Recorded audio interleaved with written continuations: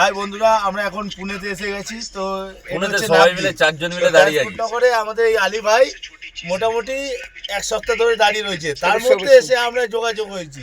তো বন্ধুরা দেখতে পাচ্ছেন, এই যে আমাদের আরেক ভাইজান আছে, ঠিক আছে।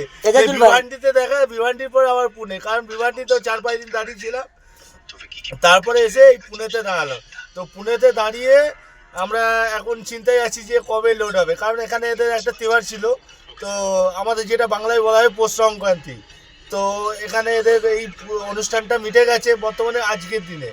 তো কাল থেকে আবার যেরকম নর্মাল লোডিং আনলোডিং চালু হয় সেটা চালু হবে। তো দেখতে পাচ্ছেন পার্কিংয়ে অজস্র গাড়ি আছে। আলী ভাই দেখিয়ে দাও পার্কিংয়ের গাড়িগুলো, ঠিক আছে। তো এই যে সব আমাদের ড্রাইভার ভাই লোকেরা দাঁড়িয়ে রয়েছে, এক একজন এক এক স্টেটে। কেউ ইউপি আছে, কেউ বিহার আছে, কেউ পাঞ্জাব আছে, কেউ রাজস্থান আছে, কেউ হরিয়ানা আছে। তো সবাই দাঁড়িয়ে রয়েছে ট্রান্সপোর্টে লোডিংয়ের জন্য। তো আমরা আজ একজোট হয়েছি অনেক দিন পরে। তো একজোট হয়ে ভিডিওটা করছি, করে আপনাদেরকে চাচ্ছি বন্ধুরা আপনারা দেখবেন, লাইক সাবস্ক্রাইব এবং কমেন্ট করবেন, তার সাথে সাথে শেয়ার করবেন। আপনাদের আরও ভিডিও দেব, কিন্তু বর্তমানে পুনার যে অবস্থা, সেই অবস্থায় আপনাদের সামনে ধরলাম।